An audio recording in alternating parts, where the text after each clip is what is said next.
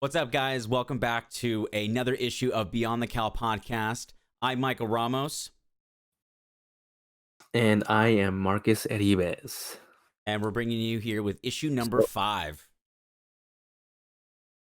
number 5. It feels like we just started this thing, man, and we're already in issue number 5. I know I was like looking over some of our stuff as we're getting everything prepped, and I'm like, oh wow, we're on issue number 5. It feels like for me, it feels like we've been doing it for a lot longer, but really, it's only been, maybe. Yeah, it's only been like maybe just hitting like a couple weeks, 4 weeks. We've been doing this for maybe about a month now. Right. And then just to give, everybody reference as to, because we're pre-recording this to get a little bit more content. It's today's January 4th. Just to give everybody a little context of Oh, good what they idea. were Yeah, at. yeah. So they kind of know like what we're talking about, like, because this is not going to be released until, a little bit down the road. But Yeah. yeah, man, super That, excited once again. that's a good point to bring out that context. I didn't even think about that because I'm thinking to myself, we're saying like, oh, like it came out an hour ago, this news. And it's like, people are like, it's been out for 2 weeks. So yeah, so we're pre-recording as we're going along. Mhm. And nothing's scripted, so it's not like we're going off this script. We're reading off of everything, and we have, we just kind of have a brief little discussion what we want to talk about, and just head right on in, man. Yeah, we're reviewing some new issues that are coming out that week. We like talking about new movie stuff. So if this is your first time listening to us, make sure you go over to check out our Instagram at Beyond the Cowl. Make sure you check out our Twitter at Beyond Cowl. If you're finding us on YouTube or any other vice versa, YouTube, we're also Beyond the Cowl as well. Um, and it basically, if you enjoy what you're hearing, go check out our other episodes. Go check out issue number 1, first appearance. Yeah, man. So yeah, I think we have some good content, but everybody has an opinion. So there's always people that out there that are smarter than you and know more than you. So hey, don't crucify us, man. Hey, like I said, I think I said in the last issue, the biggest thing that made me feel, I guess, fine with not knowing everything about every single character is when Kevin Smith was on his Fat Man Beyond show, and they were talking about some of the new Star Wars news when Disney happened. I think I did mention this because we talked about it last time. And he was like, "Look, man," he goes, "I reached a point to where like there's so much content out there, and there's so many different stories and great different takes and views and perspectives. Like I can't follow everything. I can't know every single thing in existence for this one particular franchise." And that's a great. So if you guys have anything you want to for us to dive into or want to chime in if we miss anything, just let us know in the comments. And just interact and just let us know if what things we can do better and things that you want to hear us talk more about. Yeah, and I think that's well said because it's impossible with all the content that's coming out every single week for, somebody to know everything about everything. So you kind of have to choose your battles and stick with the topic you want to stick with and be consistent.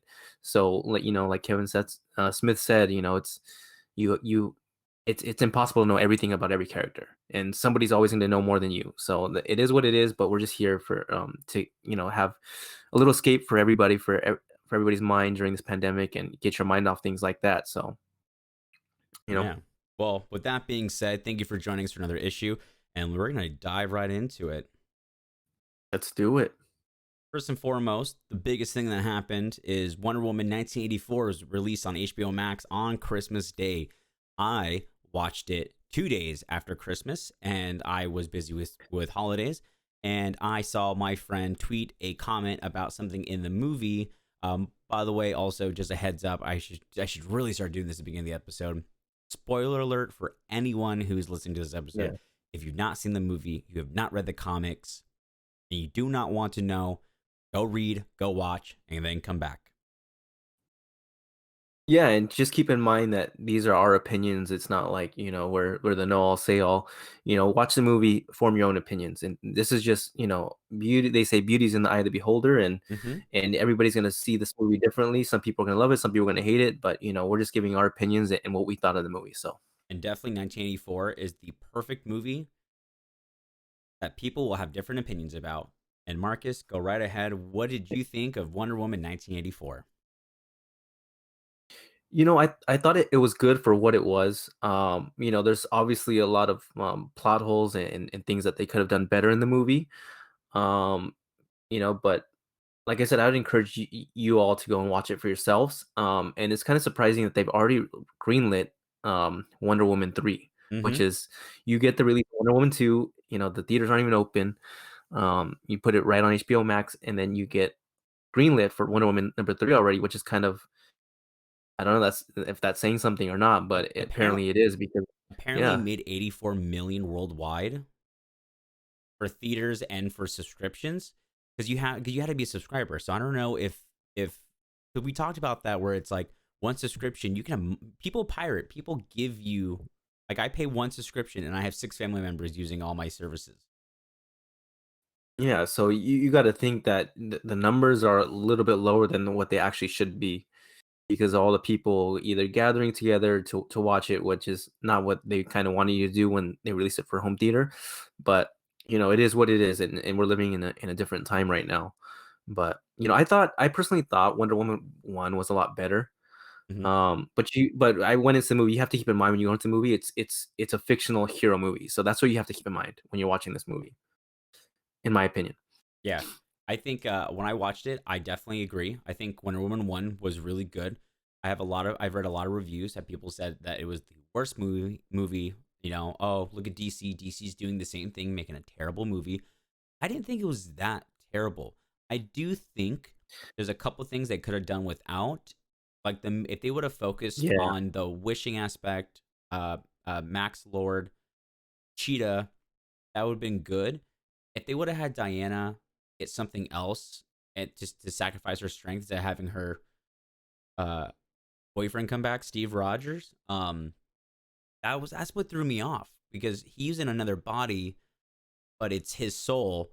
And I didn't catch that at first. I actually had to rewind and be like, wait a minute, he's someone else. I thought because they don't mention that in the trailer. So that took me by surprise. Out of 10, I tell people I give it a 7 out of 10. Like I think it was good for what it was, like you said. But the first one definitely had a different tone to it. And had a more of like a kid, lighter tone. yeah. I thought it was just weird how they brought Steve Trevor back, just because when you get Oh, is all it these Steve people Trevor? wishing, you see all these, yeah. Oh, whoops, I said Steve So Rogers. uh, See, I forget. Steve Rogers, same person. Captain America. What it doesn't matter, but it's all good. But I just thought they could have done a better job bringing him back. Because you see like all these people making wishes and these things just appearing for them. Why couldn't you just bring him back and not have him embody somebody else? And that kind of brought the issue up of a lot of people saying, especially with social media today, everything, you get everything right away, and people right away were saying like some could consider that, you know, Diana raped the guy. You can't say the R word because I think the YouTube algorithms kind of block it out. But um, you cut he Steve Trevor embodies another person, and Mm-hmm. and, and it's not. It's you just using There was some other no guy's consent. body, man. Yeah, What's that? there was no And it's just consent. yeah, there's no consent. He's conscious of his body. He doesn't have control over his body. So, and then you see them sleeping together. Um, so it just kind of, you have these people that jump right on it and you know, kind of call it for what it is. But I thought maybe that guy wandered off to the Soul. Have you seen the Soul movie for Disney? No, I heard it was really good though. I'm just gonna think that that guy was on the Great Beyond in Soul number 22. So He's just he went floating there. around, being like, "Oh Yeah, my god, yeah, he cheese." just but yeah, man, but I just thought that was kind of weird how they brought him back. It just wasn't very, I think, maybe well written out or what have you. And they just could have done a better job doing that. But I thought for the three main characters, they all played a very, very good part.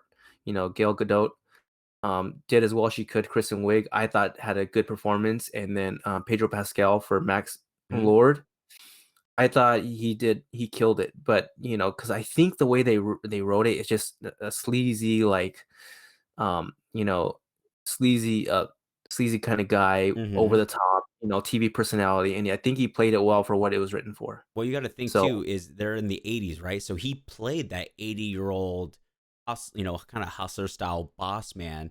where he is kind of like they use the word like slimy, like that's exactly how he's like a dirtbag. He's a con artist, he's Yeah. he has the bling and he has the big baggy suit, and so it's like that was it. And that was another thing too. People kept complaining there was no good 80s music. Yeah, They you had can't you Hans don't get Zimmerman. the Guardians. Yeah. Yeah, you don't get that Guardians of the Galaxy kind of music in this one, but I thought they did well placing the time with all things considered without them, I guess, without the music, but with that opening scene. But getting back to that sleazy, Maxwell Lord being that sleazy kind of guy, there's theories floating around that was meant to represent Donald Trump in some sense of the portrayal that he did in the Really? movie.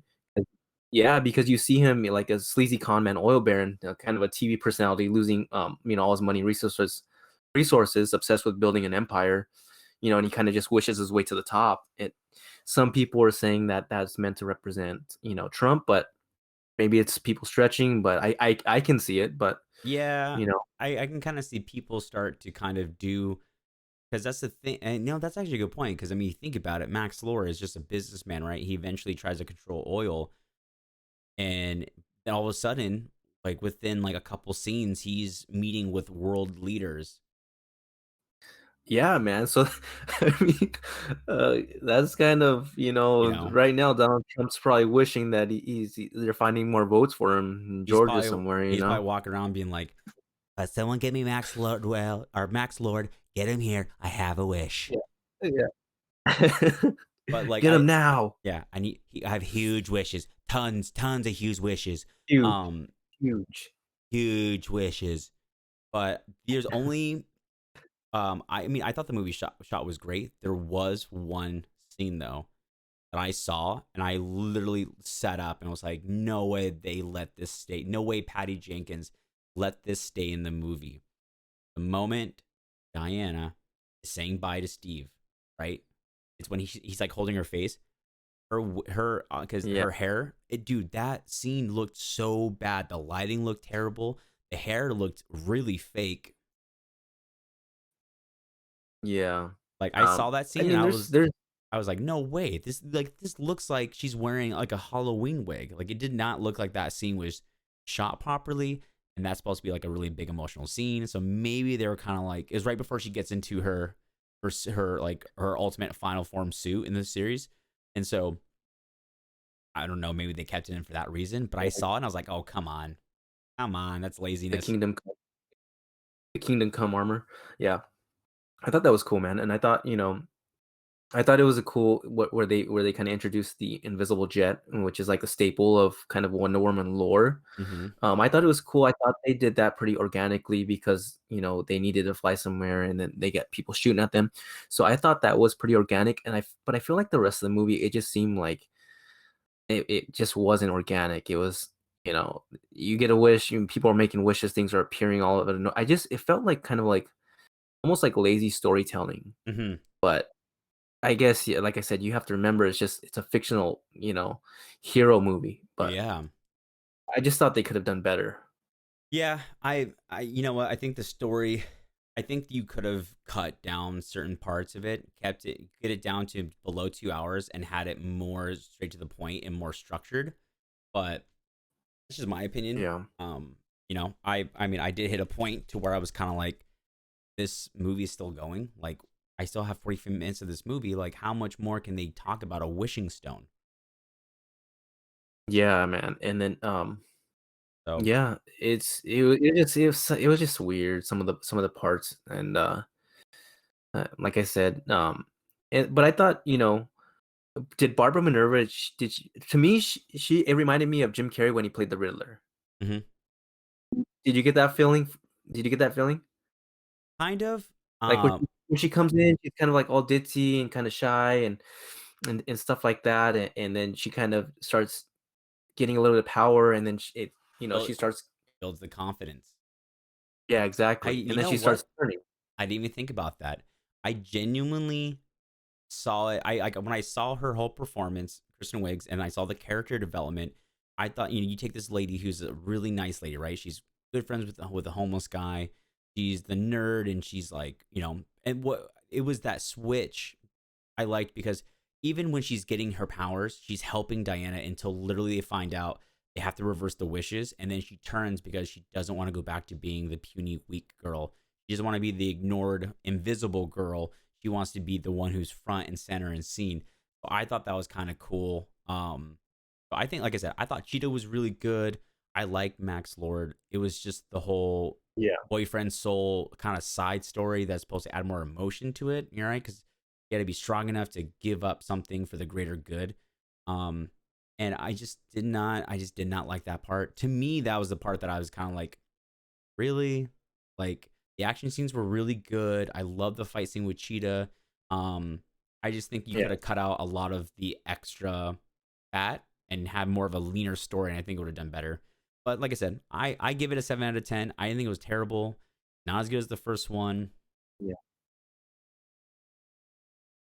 Yeah, I think my favorites one of my favorite scenes is the opening scene when it's kind of like the gladiator games. It kind of gives that kind of vibe out in the beginning, and you know, it shows Diana competing as a child compared to the rest of the adult Yeah. competitors. It kind of gives you like a sense of like how great her potential is, how how powerful she can be, and the greatness that she possesses for a race. But I thought, to me, that scene was the opening scene was one of my favorites. It was powerful. It meant to show, how great Diana actually was when she's competing with all these adults and she's only a, Hmm. a child and almost still wins, you know?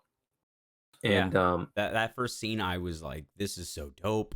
Like we're seeing more. I was hoping for more Amazonian stuff throughout the movie, and we're gonna see more yeah, Amazonian stuff. They're gonna be doing an Amazon side film, or not film, TV show for HBO Max. yeah. So, And I mean, yeah, that was cool. I love that you saw more of her work. You see a little bit of it in Batman vs Superman, but not a ton. And then, yeah, but then she learns she's kind of like learning how to fly like during the movie. What happened to that with Batman versus Superman or Justice League? Did she forget to fly or something? well, yeah, that's and that's the kind of stuff. Those are the kind of little continuity stuff within the movies. Like I still cannot figure out where in the timeline of movies Aquaman fits, because Aquaman has a Triton in Batman vs Superman, but it's not the King's Triton that he gets in Aquaman. Like Yeah. he knows where Atlantis is at, but then he's brought to Atlantis in Aquaman. So it's like when I used to watch anime, for example, there would be the series, and then there was movies, and the movies happened during the series, but they'd be like on the off, not off days, but like between episode this and episode this, or this arc and this arc, they fought a side enemy that they did this. And so so I'm like trying to decide which is the main continuity line. But yeah, you're right. Like we didn't see Diana fly in Batman vs Superman, because Batman vs Superman is 30 years after Hmm. um 1984. Yeah. Because when Yeah. when she said I'll never love again, the internet is just posting memes of Ben Affleck's Bruce Wayne saying 30 years later. Exactly, man. And then it's just one of those things that Marvel, that's why their movies are so good, man. Everything's interconnected and everything makes sense for the most part. And this movie was just like, it seemed like there was a lot that they didn't really think out. Things that were missing, things were added that didn't need to be added. But I thought the movie was decent, but that's putting all that aside, but um and then we get, one of my favorite scenes, we get the Michael Jackson moment in the mall where the where the robber's hanging the kid over the second story, man. Mm-hmm. Well, I So mean, dude, that mall brought so much nostalgia, because I'm like, oh my god, I remember in the '90s I remember when the mall was like life. yeah, man. So overall, like I said, I But give it 7 out of 10. yeah, it was decent. It could have been better. Like I said, I liked Wonder Woman 1 a lot better. Mm-hmm. I just hope that Wonder Woman 3 is an improvement from Wonder Woman 2 is what I'm Hopefully. hoping. Well, And the only thing you and can and do is I take the thought another criticism. thing, yeah, and another thing that I thought they like overdid was like they for some reason like villainized men, like every man and was like a scumbag except Oh Steve yeah. Trevor. You know what I mean? Like it just like I don't know what the message was right there. Like, you get the man that takes a taxi in front of Diana in one scene. You get the two guys that are walking by when Barbara Minerva drops all her paperwork. They just walk by, don't even help her. Hmm. And then you get that guy, the guy that's Drunk. harassing Barbara Minerva on her way Hmm. home. Like, you know what I mean? It's just like it was like kind of over the top. Like I don't know what the point of that all was. It's So I mean Patty Jenkins is really into like women empowerment, which is great. Like that's awesome.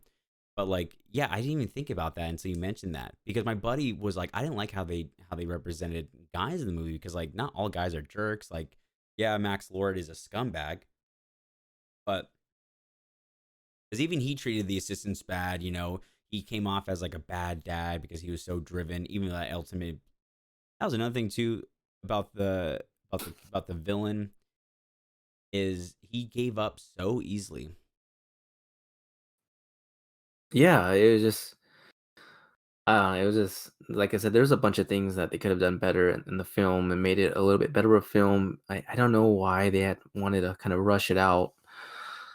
Well, I guess they didn't rush it out because it was kept getting delayed, but it was delayed for obvious reasons. You have the pandemic going on. They wanted to release it in theaters, and then they kind of, okay, we're going to release it for Christmas. And I just have to assume that it's getting viewership up for subscribers up for HBO Hmm. Max. What I'm really thinking, but I don't know. I just thought like I maybe mean, there's too many people. Maybe there's too many ideas behind the script and too many hands in the pot for writing this movie. It just things seemed a lot really out of place. But yeah, I mean that's DC's movie formula that we've seen, and we thought that they broke some of those habits with Wonder Woman 1, right? Like letting Patty Jenkins take over and and do such a good job with the first one, and then they kind of get I don't know. I feel like they do a risk, right? Like Joker, it did Joker, did really well. Everyone was shocked, and then immediately they're like, okay, we need Joker 2, and Walking Phoenix is like, no, I don't want to do Joker 2. I think they get yeah, excited. I think he was like more like I'm gonna do it if there's a story to tell, but I'm not gonna do it just to have a number two because number one did so well. And I think that's where we get an issue with, whereas they rush the story. They try to add more content to please audience, but also please comic book lovers. And then like I think that's what happened with Batman vs Superman. They were too occupied with having references to stuff that comic book nerds are going to be like, finally, we see this. Finally. So, Yeah, and they built up the hype so much, and it was such a an anticipated movie that it's like you can't. It's like you can't almost explain it. Like when you see the first trailer, you get so excited, and there's just so much build up, and then you're expecting so much from the movie, and if it kind of lets you down, it kind of sucks. But yeah, they can all be winners. mm-hmm, So yeah. Well, speaking of Wonder Woman, though, um, we're seeing some huge development with her and her future state. No pun intended. In future state. yeah, man, Future State is coming out. Actually, the first books are coming out this week, so we're gonna get to see the first appearance of Yara Flor, which is the new Wonder Woman. Mm-hmm. So we have actually the first set of books for Future State are releasing are Wonder Woman, the next Batman, Harley Quinn, Superman of Metropolis, Swamp Thing, and the Flash. And there's already kind of controversy on the new Wonder Woman and when her first appearance is going to be. And I don't know. It just kind of reminds me of when the Batman Who Laughs came out. When you have Metal number 2 and Teen Titans number 12. They came out the same day. Uh, but it was meant that I think Scott Snyder, which was the creator of the Batman Who Laughs, he kind of insinuated, kind of like made it seem that Metal number 2 was kind of before the Teen Titans was supposed to come out. So and it's a big speculatory market out there. So people are all going to be rushing to get the book that her first appearance is in. Um, but she's set to appear in full in her actual title. I know that there's gonna be like a cameo. I think a cameo of, from what I understand, cameo of her like on the last panel or something in Dark Knight's Death Metal number 7. And then we've already kind of seen her on the DC Future State LCSD free book, but that was kind of just like flashes of a panel. So whenever that happens, it kind of seems like the market always decides which book is going to be the go-to book. But like I said, I think Death Metal 7 is going to be a cameo, and I think Wonder Woman Future State #1 is going to be an actual first appearance. Mm-hmm. But those books are going to be returnable, so you can order as many as you want, and then whatever they don't sell, they just, I think from my understanding, they return them back to the publisher. So I think it's tough because it seems like Death Metal 7 is going to be, Her first appearance. well, the cameo, but it's going to be the book that's going to be a little bit more rare per se, just because they're not returnable. You have to, whatever you order, you're stuck with. Mm-hmm. Uh, but I mean, there's, like I said, it's just the controversy with new characters coming out. There's going to be a bunch of new characters though in these future state issues coming out. So Yeah, I mean, like we were talking about Tim Fox. We're also gonna have Future State Justice yeah, League, where all these new characters are going to be meeting for the first time while keeping their secret identities. And then she's also supposed to appear in that. And then she's also supposed to feature in Future State Superman and Wonder Woman, where she teams up with Jonathan Kent. yeah. So for sure, I'm going to be reading. I've already ordered, I think, all of these except Swamp Thing. I'm not a huge Swamp Thing fan, but from what I understand, there's a new Swamp Thing too. So who knows how, how in content well how in continuity they're going to keep this, and if they're going to be mainstay characters that stay along for a while. Who knows? But for, I think for a lot of people, there's a lot of first appearances of new characters. It's a good time to jump in on new stories. Me personally, I'm going to read probably all of them except the Swamp Thing one that I didn't order. Mm-hmm. Um, so maybe we can, I mean, during the next podcast, we can review some of those books as well. Yeah, I'm actually about Um, to actually just pulled it up and about to read the first six of Dark Knight's Death Metal. I just pulled that up, and then I was actually gonna start reading it before we hopped on because I finished Batman Annual #5, which we'll get into. I started reading Death Metal issue 1, and I loved that there was a maintain social distance with Batman and Robin versus stay 6 feet apart. I thought that was funny. yeah, man. And then those I think death metals are all of them are pretty good. They're all written by Scott Snyder. They're all pretty good stories, and you get pretty much, to sum it up real quick, you get the Batman Who Laughs taking another form, as in he's like a Dr. Manhattan Batman Who Laughs, and Mm-hmm. then he starts warring with Perpetua, which is I can't remember. She's the the the bridge, the gate to different dimensions. He starts warring with her, and then you get in the finale, you have some kind of ending. I'm not sure. Obviously, the good guys win. That's always the way it goes. But I haven't read Death Metal 7 yet. Because Death Metal 7 came out today, right? On the 5th? No, it comes out Well, tomorrow.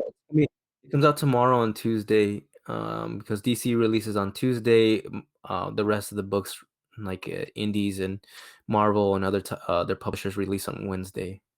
So DC started doing that when the pandemic started. They started releasing the books on Tuesday. That's good. That's super smart to do it on the same day every week.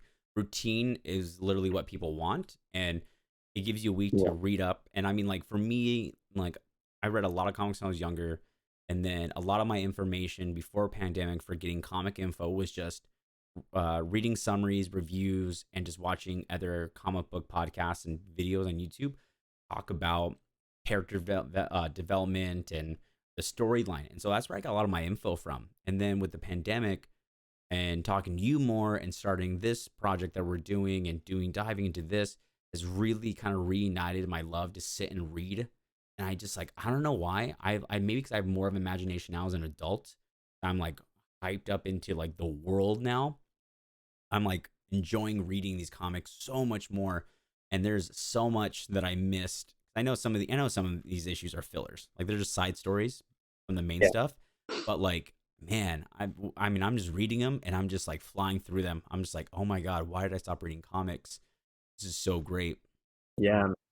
There's always going to be good stories and stories to be told in these books, but then there you get some that kind of turn you off to they're just not good stories. But what I actually read, I was because James Tynion, he's going to be writing the new Joker book, which is going to supposed to be like a horror noir, and he has his own. I actually read issues 1 through I think 14 or 13 of Something's Killing the Children, which is one of his horror stories, and I started reading the Department of Truth. I read all 4 issues of that.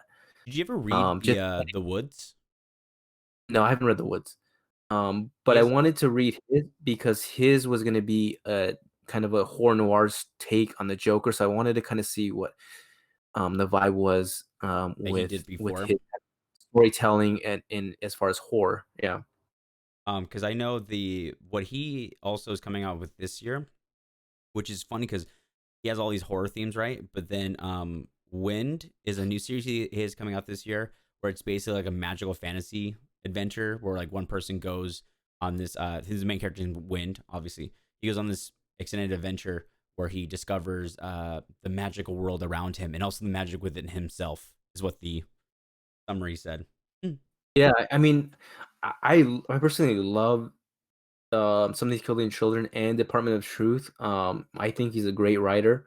I just hope he can continue that with the Joker and telling the Joker story. He's going to be the ongoing writer for Batman after Future State too. So I'm excited about that because I love his Batman stories as well. So I just think right now he's hot. He's doing his thing. He's in the groove, and I hope he continues that groove. And I just hope he doesn't run out of stories to tell. Because So I mean, he wrote a book for Joker, right? I think he wrote number the three. joke war, yeah. I think no, I'm sorry. No, he Batman, wrote but I think Batman Warzone, and yeah, then he wrote all of. He's just ended his run on Bat. Well, it didn't end, but took a break from Future State, and he's going to continue it after that. yeah, okay, yeah, yeah. I So had to look up some of his extra stuff. That's another thing too. I've been doing is I've been looking up. I'll read a book, love it, and then I started diving more into like the authors and the illustrators and like looking up their other stuff. So I have a list of some of his stuff that I want to read. I actually just wrote down Something is Killing the Children for me to read because that actually sounds really badass. yeah, it's a really good story. I like it. There's a lot of people that are on it right now, and it's a creator-owned project of his. So read it. I don't want to spoil it for you, and we can talk about it. Maybe in the next podcast as well. So it's a great story. There's a lot of people that are behind it, and you know, I got issue number 1, and I have a bunch of things that I still have in boxes that I got from online retailers that maybe I'll do some unboxings. And I know I have issue number 1 in one of those boxes that I have stored away up in my closet. So I got a bunch of boxes I need to open. So I plan on doing some unboxings. Excuse me. So you know, Perfect. and then I just ordered I think the next issue for that. So it's supposed to be Erica Slaughter, which is the main character. Uh, what it seemed like when the last one ended, it seemed like she was going to be performing like one of the rituals that when you start reading it, you'll see what I'm talking about. Mm-hmm. Perform a ritual so she can actually see these monsters, these things that are killing the children. Oh, so this is almost kind of like this is like a whole like something's killing the children, which is the title, but like they don't know what it is. But like, is it like Yeah, well, is it like are they like imaginary monsters? so so what it's like these monsters kind of get created through the minds from what I understand of children, but only the children can see these monsters. In the way that Erica Slaughter belongs to a faction called the House of Slaughter, and what they do is they go and She-Hulk goes and hunts these monsters. So she's a monster hunter essentially, and the way she's able to see them is they perform this ritual, which we're about to see in the next issue, and it gives them the ability to see these monsters and take them out. Um, so the adults can't see them, but she can, and her organization has known about these monsters, and they're trying to keep them a secret from the general Mm-hmm. public. So is this kind of like So that kind is this like an imaginary monster in the sense of like a Freddy Krueger style imaginary monster, or like a Pennywise where Pennywise is a real entity that manipulates You kids, where Freddy Cougar is like more in their dreams. No, these are like creatures. Like you'll see it in the first issue. They actually appear in the first issue. They're like creatures that come from the imagination, and once they're out of their imagination, they're in the population. So she has to go hunt them down. Um, every time it seems like one is imagined up. Kind of what I get from it. I just pulled it up right now on Read Comics Online. Yeah. Oh yeah, these look actually. This came out last year on September, and then Hmm. the latest issue just came out on the 23rd, right before Christmas. Yeah, and there's a lot of speculation that they're gonna be um they're just rumors, nothing set in stone as far as I know. Um that this may be a TV show. This would, I So mean, hey, this sounds like the normal that kind of kid style TV show. I mean, this can seem, if whoever gets the IP for this and is able to make this and fabricate this, this sounds like they're a competitive version of Stranger Things. yeah, so that's kind of the vibe that I get from it. I think it could be great if they produce it right. Um, and I'm actually hoping they do. Um, I bought a bunch of issue number one before it even came out. I pre-ordered a bunch of them just because there was already hype on it when it came out. So the books, I mean, it's selling for number one issues are selling for like triple retail price. No, so um, hopefully, Nice. hopefully, I'm gonna add that to my reading list. yeah, man. And then for those of you who don't know, James Tynion, he has like a mailing list that he updates his readers or his followers with all the things that he's working on and future projects and the direction that he wants to take the characters that he's working on right now. So there's a lot of good information in those newsletters they sent. They're super long though, so you got to read your way through them. But there's a lot of information to digest from his newsletter, and it's interesting, especially if you're following any of his properties or things that he's working on right now. So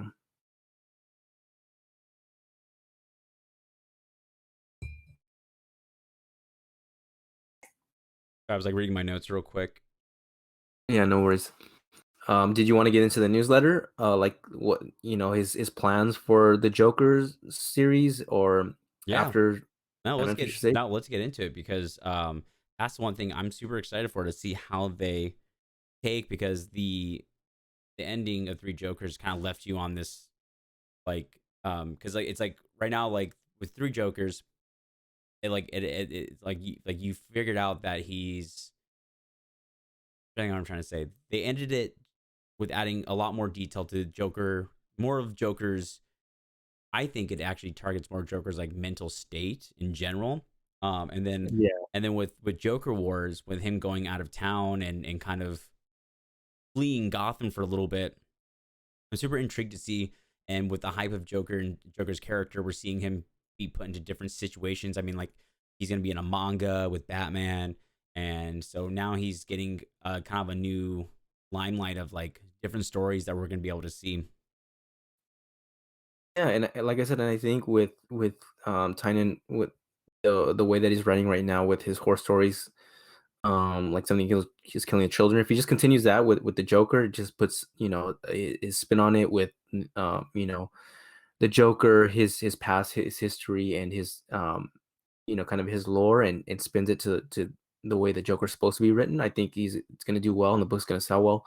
And kind of, I just we can just go over like I could took some snippets from his newsletter just to kind of go Mm-hmm. over Let's see it. because he from this newsletter he kind of takes you down the path of like he's going to be introducing um a ton of new characters, man, and plots he wants to develop. He's going to be kind of laying it out in this. He lays it out in this newsletter. So for the Joker, he says it's going to bring a very different kind of story. This is a horror noir book, and honestly, the script for the first issue is maybe my favorite I've written in the last year, and I think one of the scariest.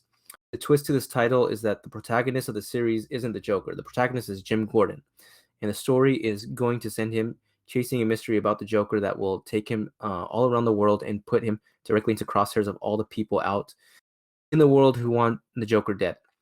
This is a story about the nature of evil and the different ways evil tempts and breaks good men. And we'll have Jim Gordon, one of the best specimens of humanity out there in the world, walking through this world of evil, trying to keep his soul intact.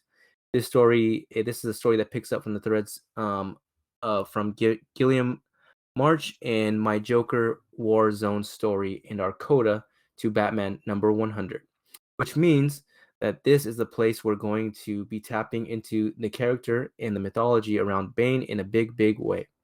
I have big plans for Bane and expanding the world around Bane and Venom in Santa Prisca.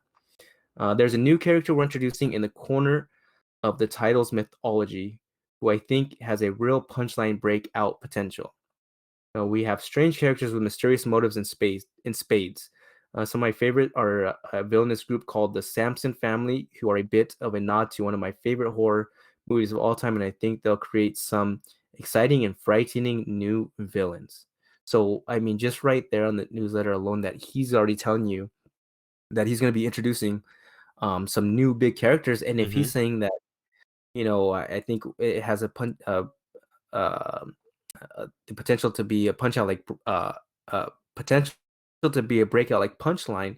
That's huge because Punchline right now is the hot character Mm-hmm. um, going around the universe. So Yeah. I mean, especially when there's new characters, there's always money to be made with those books. Especially if you're a speculator, you want to probably be following this story pretty pretty regularly to make sure you're not missing out on any of these first appearances or new characters, something that you might relate to, you might like, but it sounds like it's going to be a really good story.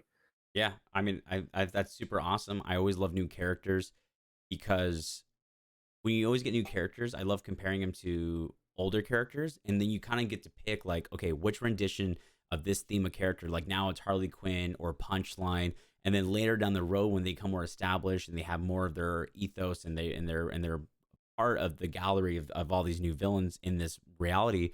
You start to pick like your favorites, and then that's when like you get to have the fun discussions. Like I love talking about um this villain or this sidekick, and I love that. I love when I get to hear new characters. Yeah, it kind of gives you the sense of like being on the ground floor. Like you don't have to have read Batman for the past 30 years. You're getting new characters, not they're not the same old characters.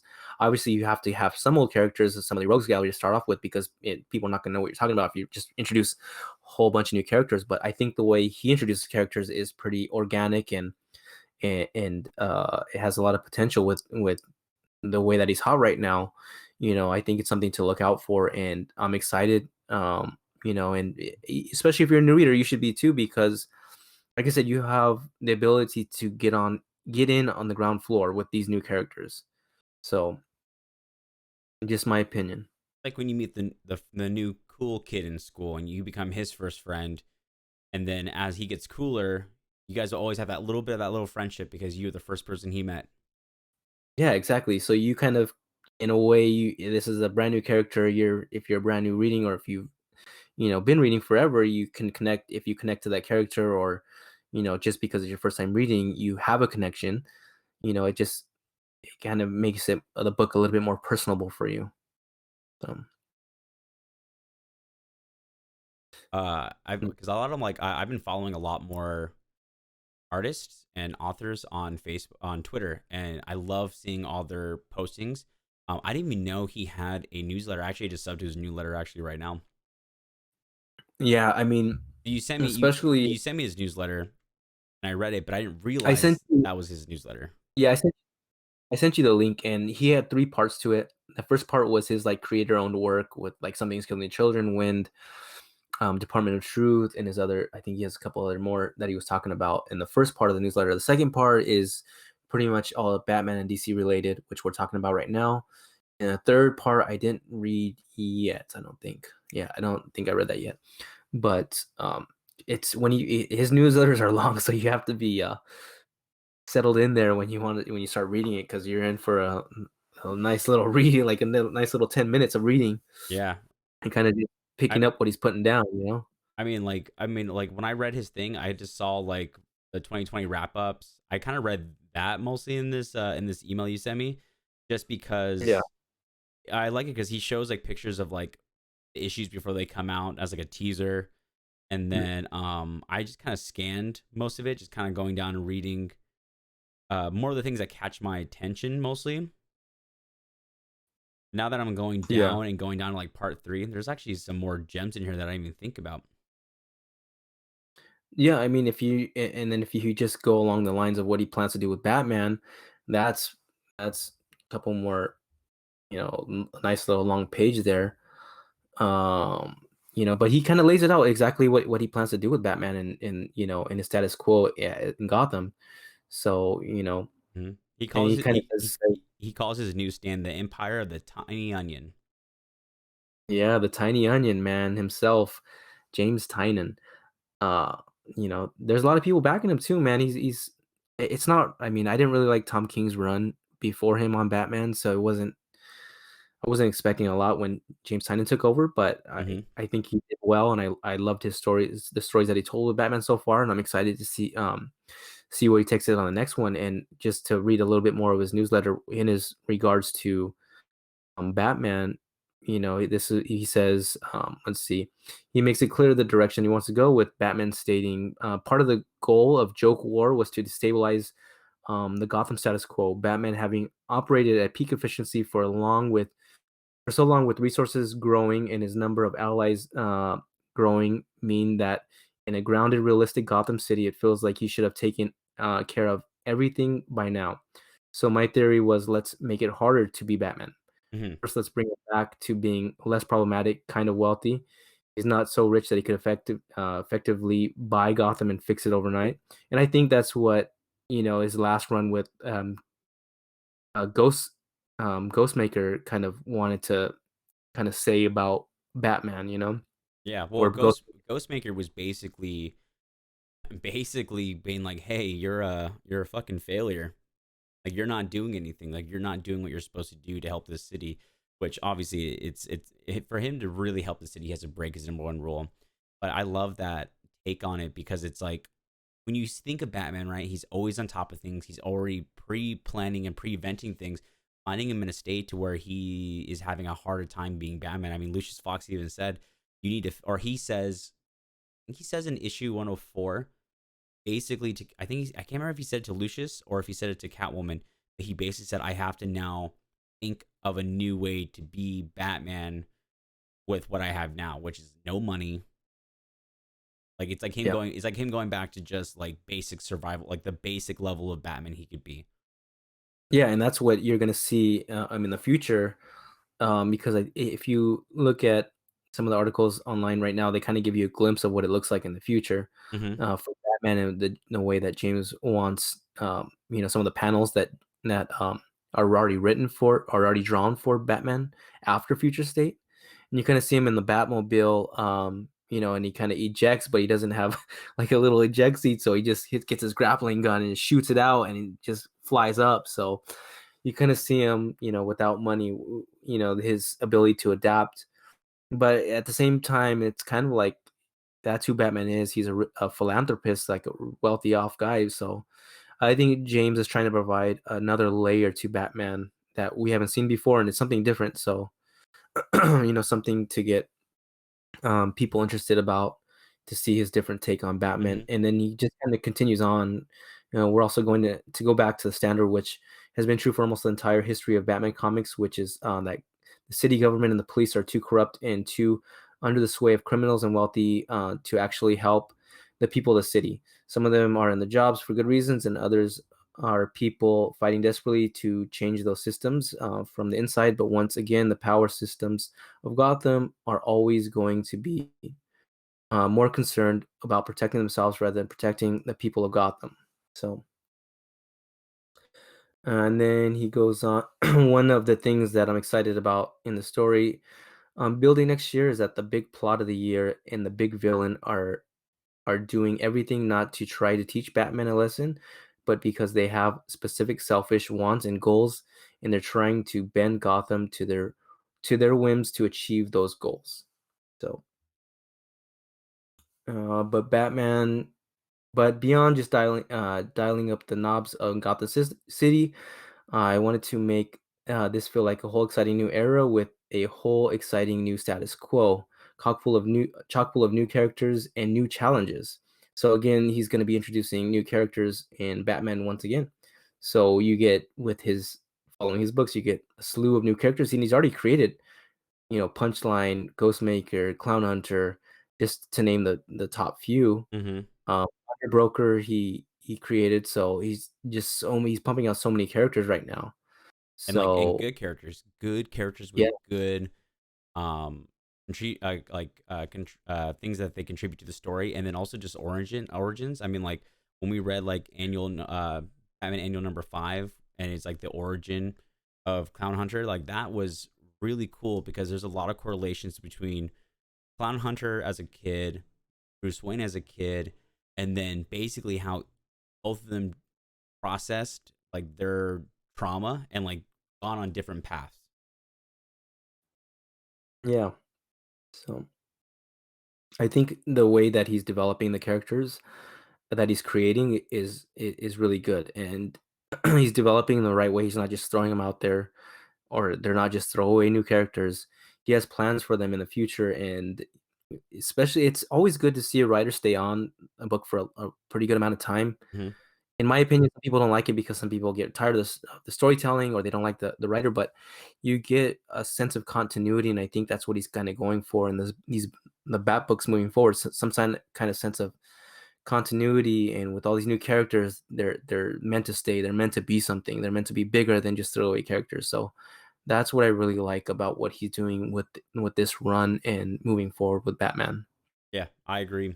Well, speaking of moving forward with Batman, what do you think of Batman Annual issue number 5 with the origin of Clown Hunter? Ooh, I thought that was really good. I like his origin.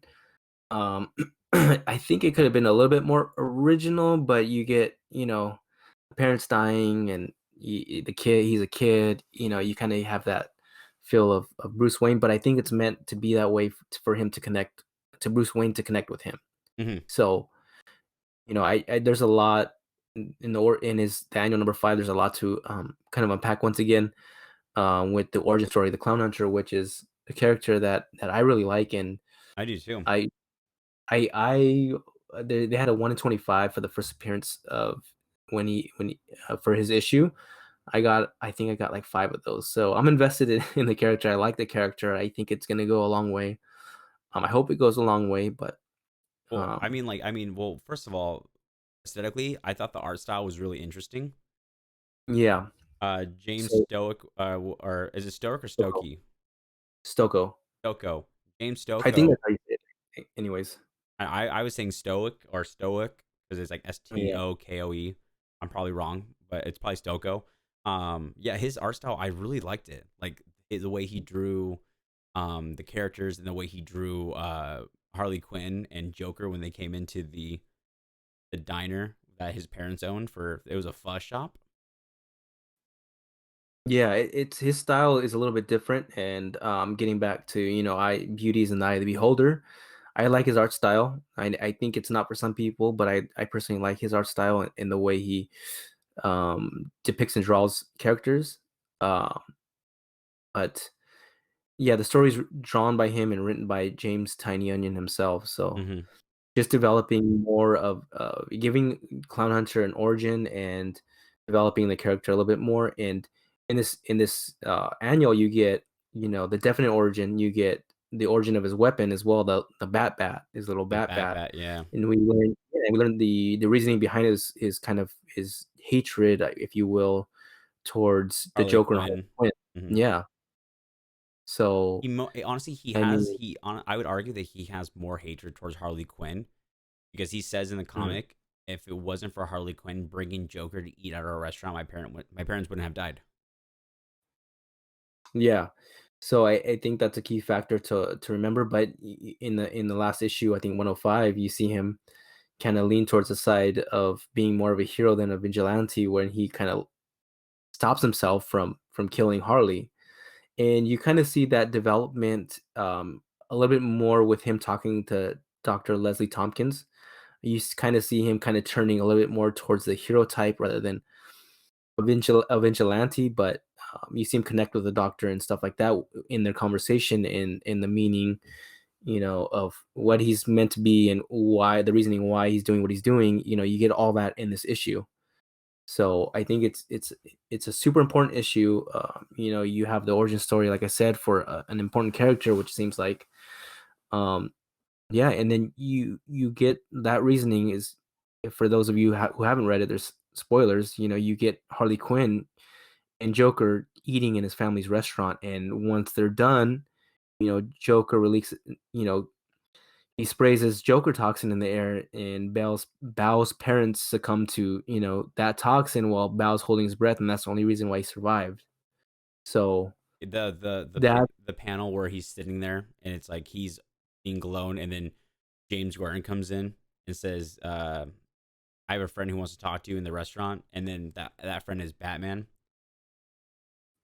Yeah, so he walks in, he meets Batman for the first time, and we see Batman give him a battering as a little memento. As Bao is upset, and he makes Batman promise him, that he's gonna do something about the Joker, bring him to justice, something like that. And that's kind of where Mm-hmm. you see the hopefulness of Bao, and you see why he kind of turns into the Clown Hunter. Is because time after time he sees, the Joker pulling these crimes, getting away on the news, and then getting away with it over and over again. It's just Yeah. like you see him grow more and more frustrated with Batman not keeping his promise to do something or take care of the Joker. Well, Um, it's like it's like Batman beats him, he gets out. Batman beats him, he gets out. And that's like mm, same thing with like Ghostmaker, and that's like the big problem, right? Is like, and that's like the big conflict with Batman, is that Joker has done so many bad things, and yet Batman still doesn't bring himself to the point to kill Joker. And that's when Clown Hunter was like, "Well, I'm gonna make a difference." The thing is, his mother told him in the beginning of the issue, he's playing games, and his mother says, "Come to the real world and do real things." And so he's like a 17-year-old kid who's conflicted with like what is considered real things to do. And so his idea of like what a real thing to do something real, is to go and kill these clowns. And I thought that was really intense when he said that. I was like, "Oh, yeah, and you kind of see him. The turning point is when the these masks, they light a lady on fire, and he comes out of the building and sees that lady on fire, and that's just his turning point where he's like, where he just finally can't take it anymore. And you see him kind of, he uses for his costume the things that are around him, like, essentially. So you see him pull his influences for his costume for just things in the room, like you have the battering on his wall, he pulls that down, he has a bat in his room, he ties that to the bat and puts it in the bat. And then there's a broomstick.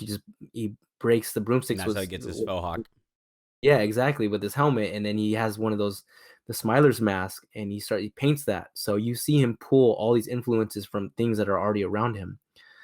And then you see in the game that he's playing, a character, I think his name is Sato Masophist. You see him, you see his kind of like costume. He pulls, if you look at it, he has like a hood with an X over the face, and it just, you see throughout the whole issue where exactly where Clown Hunter gets every kind of, almost everything from his costume. Well, that's It his just, world. That's all he yeah, knows. yeah, it's just everything in his room. It's just like everything he pulls from within his room and around him in his world. You're right. So, I wonder what those on his knee pads, he hasn't, it looks like they're nines. I wonder what that's meant to symbolize. I can't figure that one out. I didn't show it. It didn't show it. It just showed him ripping his jacket. He threw the batarang into his bat out of frustration, and that's when he got the idea of like having Yeah. that weapon.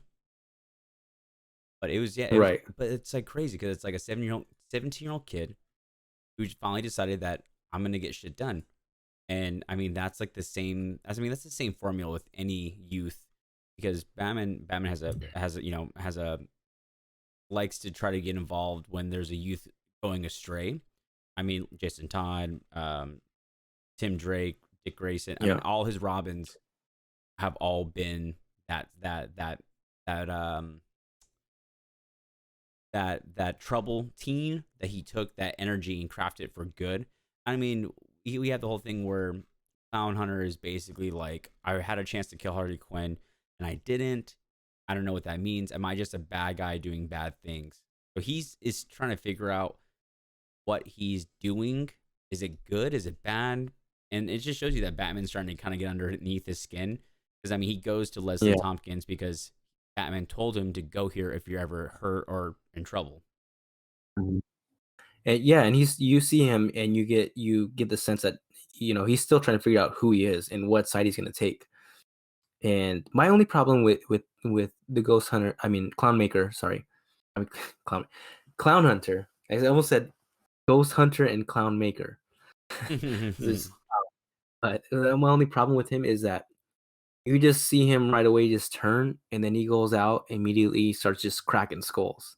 He has no training, but he just starts Yes, taking all these people. But that's a small thing to I be I like. thought the same thing too, because he just all of a sudden starts, because I mean, it's a goon who's throwing a Molotov and he just immediately just starts wrecking, and then the goon's name is Frankie. I don't know why I remember that. Frankie's goons are like, oh, we gotta save Frankie, and then he takes on three, yeah, three other clowns outside of the main guy he beats, and then he's like, just chill, like he does it effortlessly. And I mean, Leslie Tompkins, Yeah, she even mentions like the only thing we get from it is just like, you're a very special, unique 17-year-old. yeah. So you don't see any training or anything like that. You just kind of see him jump into character and start cracking skulls and cleaning up right away, man. So that's the only issue that I have with it. But I think I love the character. I think he's gonna go a long way, and with people behind him, like an fan base behind him, they'll keep him around for a while. Mm-hmm. So I think we'll definitely see. I think we'll get like a clown hunter and possibly another Bat family member probably doing a collab. You know, he's almost like the anti-hero, kind of like a Red Hood, where he crosses the line sometimes, but Batman kind of allows it. At this point, I'm starting to Yeah, think Batman is just like, hey, if you want to kill, go ahead and kill, because it means I don't have to do it, but you're doing my job for me. yeah. I'm thinking I have a hunch, just all speculative, that he's gonna be the Red X character in the new Teen Titans Future State series, but it's just a hunch. There's no solid facts behind it. It's just I mean, besides I just have, The X on his face. I mean, yeah. I maybe. mean, yeah, he has like an X on his mask. He has an X in his hairline. You know what I mean? And then he has like what else there's something else that was like, wow, it's got to be him. But then, like I said, I don't know. It's just all speculatory. It could Another guess would be um Terry McGinnis from Batman Beyond, Uh, because the way it seems is like that'd be cool if it's Terry McGinnis.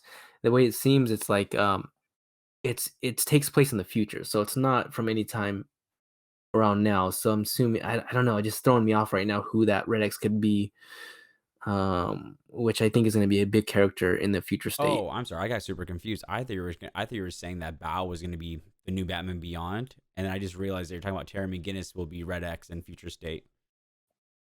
Well, I don't know. Well, Like I say, I'm trying to spec. that's your speculation. Yeah, it's just speculatory. Like I said, no real facts other than like kind of like the obvious things of the X and his mask, and the X in it is his hairline, and then you have the skull. Like if you look at the video game that he's playing in the annual number 5, you see skulls which look like the red X, like kind of a mask is like a skull with an X in it. And if you're looking at the character, he's kind of like like a vigilante. And it seems like he's turning good, and you see him pull things like that he thinks are badass from everything around him. So I'm just kind of making the assumption that I think it might be Clown Hunter, who's the mysterious Red X new character coming up in Future State. So I actually just looked up the I was trying to see if there's anyone that had a different theory on who Red X might be, but well, a lot of people were saying it was going to be Damian Wayne, but then you see Damian Wayne in Future State in a new costume. I don't think they would go through all that, paying artists to design a new costume for Damian Wayne, um, and then make him Red X. Um, and then you see Damian Wayne and Red X, and I think it's Infinite Frontier in the cover. hmm You see them both together, so it's just like it kind of it's like, well, it can't be Red X because Damian Wayne's in the same cover.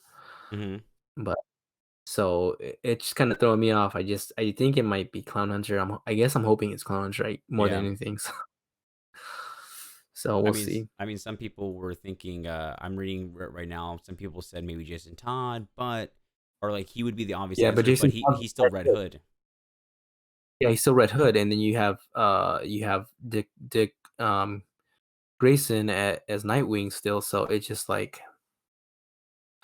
Tim Drake. I can't remember what happens to Tim Drake in the current continuity, but I don't think it's him either. So hmm I mean, some people. I'm reading this article. Some people think it might be Damien because of him quitting being Robin after the friction after yeah, the death of Alfred, and um and this would be the time for him to kind of move on his own, get out of his father's shadow, and become his own thing. So, and he's the right age and build for Red X in the future. yeah. So like I said, we'll have to wait and see. But I think there's a lot of people already getting behind the character of Red X. He looks like an interesting character. So, hmm and he's only appeared in the I think it was the Teen Titans animated series is He when he was. appeared before. Yeah, I think Yeah. if I remember watching that, if I remember right, it was Dick Grayson who was Red X. He used Red X as like what did he use Red X for? I can't remember. I saw the cartoon when it came out, and I He's in, can't remember. he's in like as an alias to get information or From Slade. undercover for. Yeah. Because Yeah, Slade is yeah, yeah. because Slade is like the ongoing villain for the Teen Titans series, at least the original one, the first one that came out, and then he becomes Red X and he fights the Teen Titans, but he beats them because he's Robin, Yeah.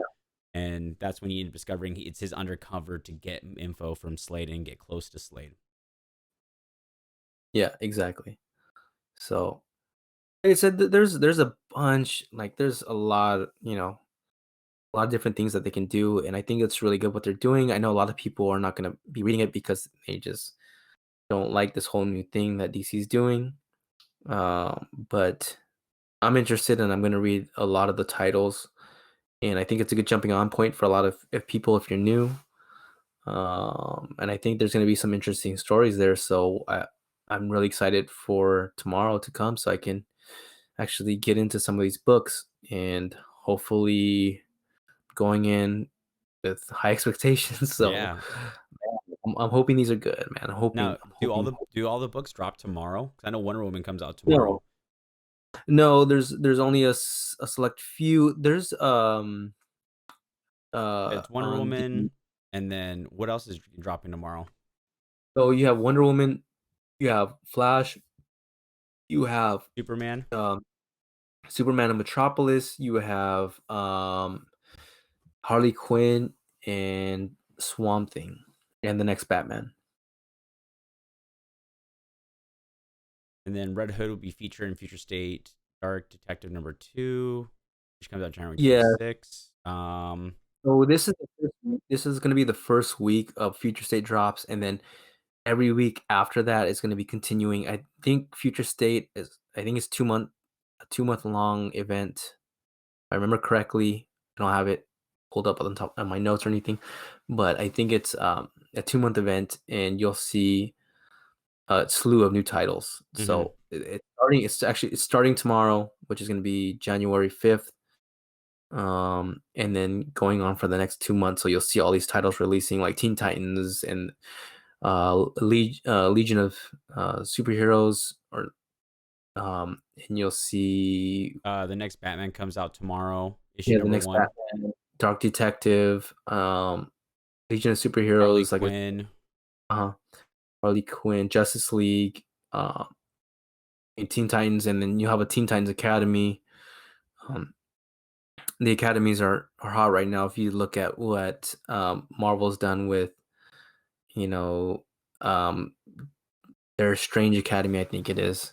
That book's hot. Number one issue is hot. So, and then you have the Umbrella Academies, all the academies, man. Yeah, there's a couple So issues of they're like, Catwoman, a couple issues of Nightwing, yeah, Batman, Batman, Superman, or Superman. yeah, Batman, was it Superman, Wonder Woman title? Yeah, there's a Kara Zor-El Superwoman. Yeah, yeah, Actually, and that doesn't come out. And then Superman. Yeah, but you said Superman in Metropolis.